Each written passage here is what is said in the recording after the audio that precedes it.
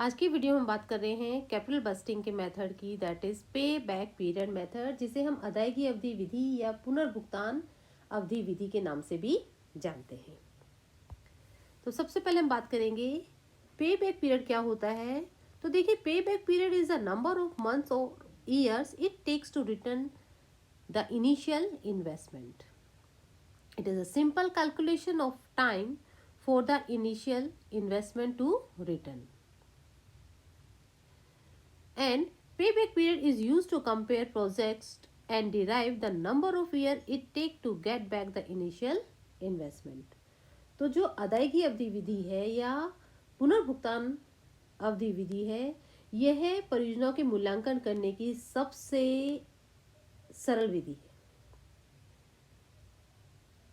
किसी भी परियोजना में जो विनियोजित मूल राशि जितने वर्षों में हमें वापस प्राप्त हो जाती है, वह अवधि पुनर्भुगतान अवधि कहलाती है, पे बैक पीरियड कहलाती है। और जो पे बैक पीरियड जो मेथड है, यह उस अवधि को बताता है जिसमें संपूर्ण कैश इनफ्लो और आउटफ्लो दोनों इक्वल हो जाते हैं, या हम ये कह सकते हैं कि किसी परियोजना में विनियोजित राशि जितनी अवधि में वापस प्राप्त हो जाती है, उस अवधि को पे बैक पीरियड कहते हैं। और विनियोजित पूंजी से प्रति वर्ष जो आय अर्जित की जाती है अथवा जो सेविंग प्राप्त होती है, बचत प्राप्त की जाती है, उसे रोकड़ बचत, शुद्ध रोकड़ अंतर्वाह, कैश इनफ्लो कहा जाता है। और शुद्ध रोकड़ अंतर्वाह जो कैश इनफ्लो है, उसके आधार पर पूंजी संपत्ति में किए गए इन्वेस्टमेंट के पुनर्भुगतान की अवधि ज्ञात की जाती है।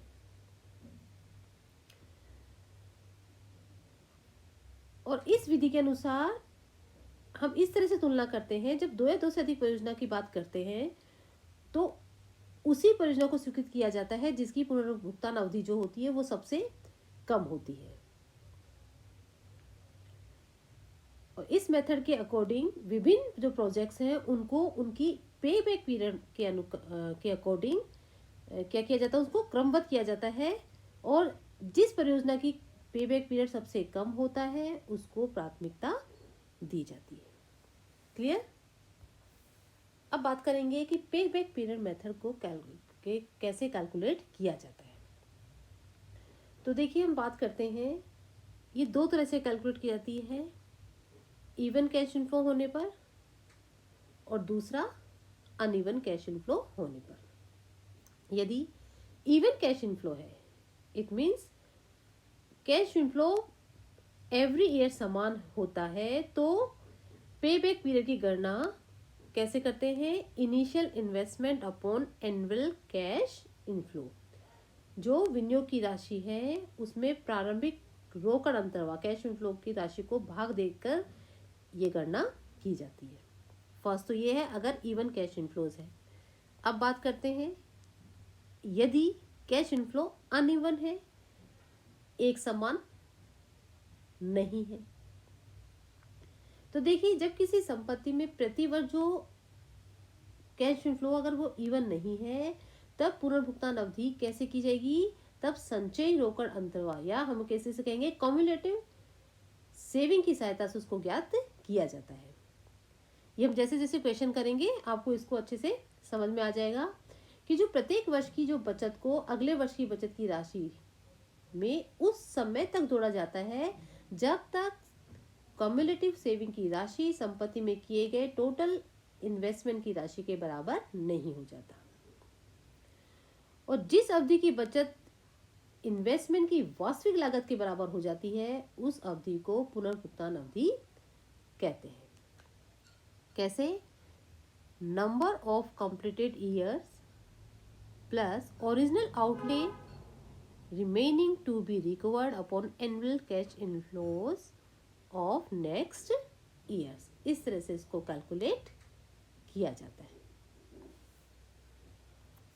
अब बात करते हैं मेरिट्स ऑफ पेबैक पीरियड की। जो पेबैक पीरियड है उसके क्या मेरिट्स हैं? तो देखिए, हमने सब पहले ही बताया, इजी एंड सिंपल मेथड। जो पे बैक पीरियड मेथड है वो सबसे इजी मेथड है और बहुत ही सिंपल है। ये गणना करने में बहुत ही सरल है और समझने में बहुत सरल है, और इसी सरलता के कारण यह विधि निगम प्रबंधकों तथा व्यावसायिक अधिकारियों में बहुत ज़्यादा पॉपुलर है। क्लियर? Second, liquidity concept. तो देखिए, यह विधि पूंजीगत संपत्तियों में विनियोजित धन की राशि शीघ्र पुनः प्राप्ति को बहुत ज्यादा महत्व देती है। यह कैपिटल बस्टिंग निर्णयों में शोधन क्षमता तथा तरलता दोनों पर ही अत्यधिक जोर देती है। तो यह जो विधि है वो लिक्विडिटी कंसेप्ट पर आधारित है और ऐसी संस्थाओं में के लिए अधिक महत्व होती है जिनमें रोकड़ की कमी होती है तथा जो परियोजनाओं की वित्तीय व्यवस्था ऋण लेकर करती हैं। तो ऐसी संस्थाएं लघु पुनर्भुगतान अवधि वाली परियोजना पर ही विचार करती है, जिसमें जिनमें जल्दी से जल्दी उन्हें वापस से मतलब उनको रिटर्न प्राप्त हो जाए। नेक्स्ट हम बात करेंगे अप्रचलन का व्यय। यह विधि उन परियोजनाओं में अत्यधिक लाभदायक है जिनका आर्थिक जीवन अल्प होता है, शॉर्ट होता है तथा अप्रचलन की दर अधिक होती है, या ऐसे उद्योग जिनमें टेक्निक प्रगति बड़ी तेजी से होता है, वहां मशीनों के अप्रचलन का अधिक व्यय होता है। अतः उन्हीं परियोजनाओं को चुना जाता है जिनकी पुनर्भुगतान अवधि सबसे कम होती है। Next is more accurate estimates. अधिक सही अनुमान। जो पे बैक पीरियड जो मेथड है, इसमें परियोजना के संपूर्ण जीवन पर विचार नहीं किया जाता। क्यों? क्योंकि बल्कि उसकी लागत के केवल पे बैक अवधि पर ही विचार किया जाता है। इसलिए शॉर्ट टर्म विक्रय और लागत तत्वों के अनुमान पर यह आधारित है, इसलिए अधिक सही होती है। अनसर्टेनिटी। पे बैक पीरियड मेथड की बात करें तो यह उन उद्योगों में लाभप्रद है जहां अनिश्चितता, अस्थिरता और तीव्र टेक्निकल जो चेंजेस हैं वो होते रहते हैं, और भविष्य की अनसर्टेनिटी एक सीमित अवधि से ज्यादा वार्षिक जो कैश इनफ्लोज है उसका पूर्वानुमान लगाने की इजाजत नहीं देती। Now next is low cost method. यह विधि अदायगी अवधि विधि की अन्य विधियों की अपेक्षा कह सकते हैं में से काफी सरल है, इसलिए परियोजना विशेषज्ञ के समय एवं संबंधों के उपयोग में कम लागत आती है। तो इस तरह से इसके कुछ मेरिट्स हैं। Now next is demerits of पे बैक पीरियड मेथड। तो देखिए, जब मेरिट है तो उससे कुछ डीमेरिट्स भी हैं, और डीमेरिट्स क्या है? फर्स्ट है ओवर एम्फेसिस ऑन लिक्विडिटी। तरलता पर विशेष ध्यान दिया जाता है इस विधि में। यह विधि लॉन्ग टर्म फैक्ट्स पर ध्यान न देते हुए अल्पकालीन फैक्ट्स पर अधिक ध्यान देती है, अधिक जोर देती है, जबकि लंबी अदायगी अवधि वाली परियोजनाओं को प्राथमिकता दी जा सकती है यदि उनका जो इकोनॉमिक लाइफ है वो लंबा है तथा परियोजना के संपूर्ण जीवन काल में उत्पन्न कुल रोकड़ अधिक भी पर्याय है। ठीक है, तो इसलिए ओवर इम्फेसिस ऑन लिक्विडिटी पर ज्यादा ध्यान दिया जाता है, इसमें ज्यादा लिक्विडिटी पर ज्यादा विशेष ध्यान दिया जाता है। Next, it considers only period of पे।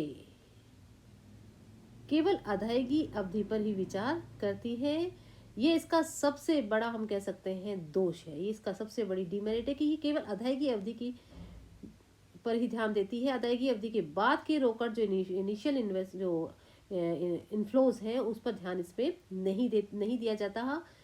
यह इस तथ्य को बिल्कुल नजरअंदाज कर देती है कि पे बैक पीरियड जो अवधि है उसके पूर्ण होने के पश्चात भी परियोजनाएं प्रॉफिटेबल हो सकती हैं, पर उस पर किसी तरह का कोई ध्यान नहीं दिया जाता। इस कारण क्या हो सकते हैं, कई बार विनियोग निर्णय गलत भी हो सकते हैं। Next, ignores profitability.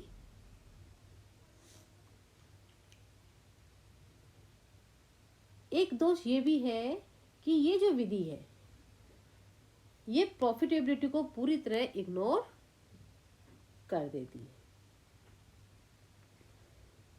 क्लियर? तो इसके कारण भी ये विधि कह सकते हैं इतनी सही नहीं है, क्योंकि इस विधि में पूरी तरह से प्रॉफिटेबिलिटी को इग्नोर कर दिया जाता है, जो कि सही नहीं है। अब ये विनियोग जो प्रस्तावों की लाभदायकता के मापन की उचित विधि सही नहीं है। क्यों?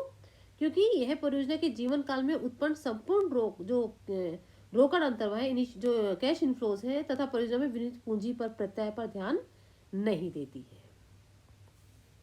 Next, does not consider scrap value.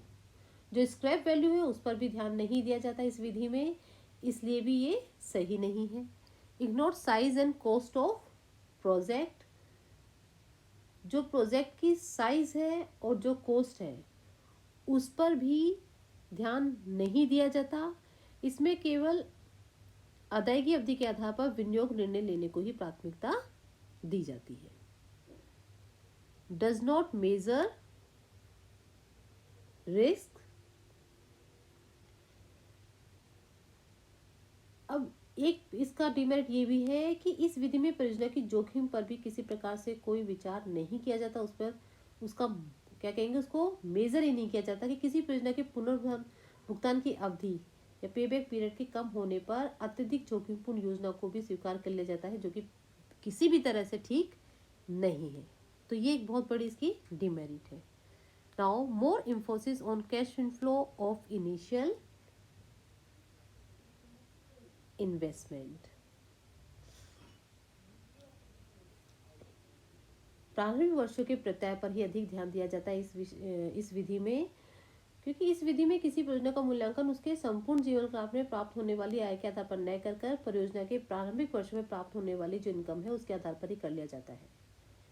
यदि कोई ऐसी परियोजना है जिसके प्रारंभिक वर्षों में अधिक आय मिलती है तो उसे तुरंत स्वीकार कर लिया जाता है, क्योंकि पेबैक पीरियड का मतलब ही ये है। इस मेथड को कैसे इसलिए कैलकुलेट करते हैं कि जिसकी सबसे कम पेबैक पीरियड है उस प्रोजेक्ट को स्वीकार कर लिया जाता है। तो इस तरह से किसी परियोजना के बाद के वर्षों में अधिक आय प्राप्त होने पर भी उसे छोड़ दिया जाता है। कई बार होता है कि इनिशियली कम मिल रहा है पर बाद में ज्यादा मिलेगा, पर इस पर कोई ध्यान नहीं दिया जाता। तो इस तरह से ये कुछ इसकी कुछ डीमेरिट्स है। पर फिर भी देखिए जो पेबैक पीरियड जो मेथड है उसकी कुछ अपनी सुटेबिलिटी है, कुछ उपयुक्तता है। जैसे कि अदायगी अवधि विधि रोकड़ की कमी वाली संस्थाओं के लिए बहुत अधिक उपयुक्त होती है, क्योंकि परियोजना हेतु व्यवस्था किए गए ऋण कोषों का शीघ्र भुगतान किया जा सकता है। फिर हम ये कह सकते हैं कि परियोजना अल्पकालीन अवधि की तो हो तथा उसकी लागत तुलनात्मक रूप से कम हो, तब ये बहुत सही है वहाँ के लिए। परियोजना में एप्रिसिएशन की अत्यधिक जोखिम विद्यमान हो, तभी ये बिल्कुल सही है पेबैक पीरियड मेथड। और परियोजना हेतु अतिरिक्त कोषों की प्राप्ति आसान न हो तो वहाँ पर भी पेबैक पीरियड मेथड बहुत ही सही है। तो इस तरह से ये पेबैक पीरियड मेथड के बारे में आज हमने इस वीडियो में बात की। अब इसके नेक्स्ट वीडियो में हम इसके क्वेश्चंस को देखेंगे, जिससे आप इसको और अच्छे से समझ सकेंगे कि किस तरह से पेबैक पीरियड को कैलकुलेट किया जाता है। Thank you so much.